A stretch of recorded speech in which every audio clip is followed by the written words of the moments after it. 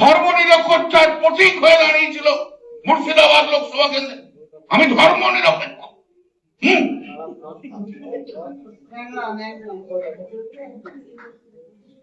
আমি সাম্প্রদায়িকতার বিরুদ্ধে,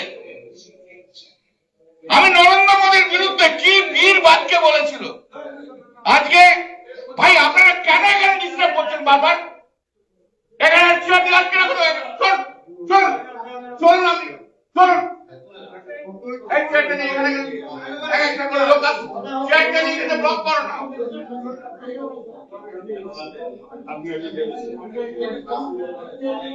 আজকে তারা কি করলো? ফোর্থ পর্যন্ত দিদি খুব ভালো ছিল, আগে বললো না, তারপরে করে বলে মোদি জিন্দাবাদ, মোদি জিন্দাবাদ, মোদি জিন্দাবাদ করার জন্য আবুজায় চলে গেল।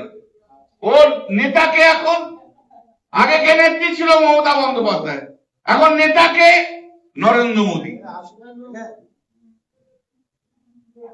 যে লোকটা এতদিন ধরে ধর্ম নিরপেক্ষতার পক্ষে রাজনীতি করেছে, সাম্প্রদায়িকতার বিরুদ্ধে রাজনীতি করেছে, আজকে সেই লোকটা, সেই আবু তাহের আজকে চলে গেল।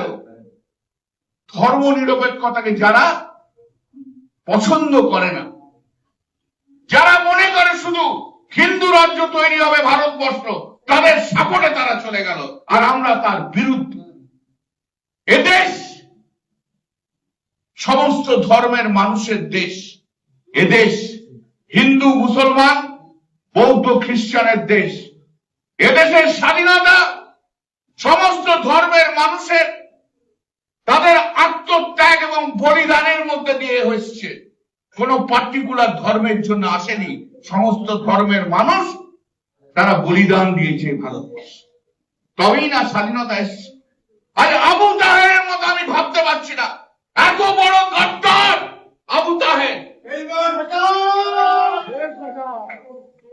এত বড় গদ্দার কি করে মুর্শিদাবাদের মাটিতে এতদিন ধরে রইল?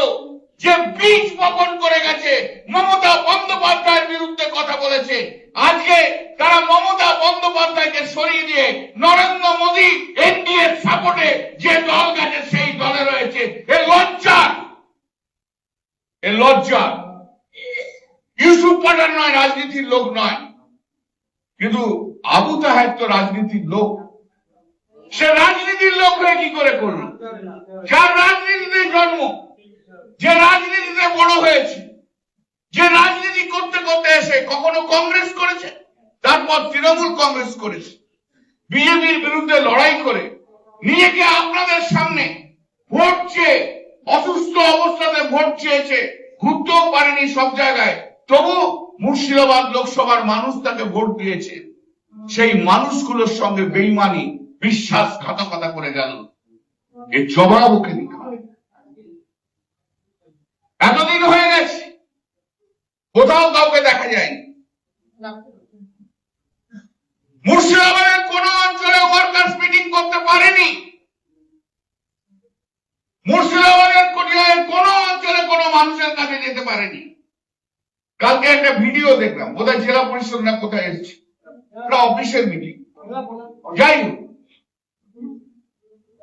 সে বলছে যে দিদির বৃত্তের লোকগুলো যতক্ষণ না যায়, দিদির বৃত্ত যতক্ষণ না ছাড়বে হবে না।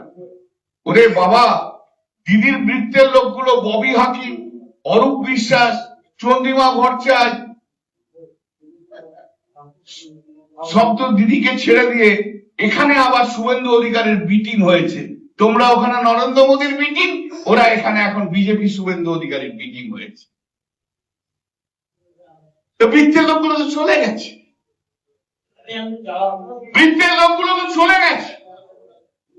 ন্যাকা সাচ্ছ, হ্যাঁ, জাস্টিফাই করার চেষ্টা করছো। তুমি গদ্দার, তুমি বেঈমান আবু তাহের। মুর্শিদাবাদের বুকে তুমি বেঈমান হয়ে থাকবে, তুমি নরেন্দ্র মোদীর টপকে হিসেবে থাকবে। কিসের দরকার?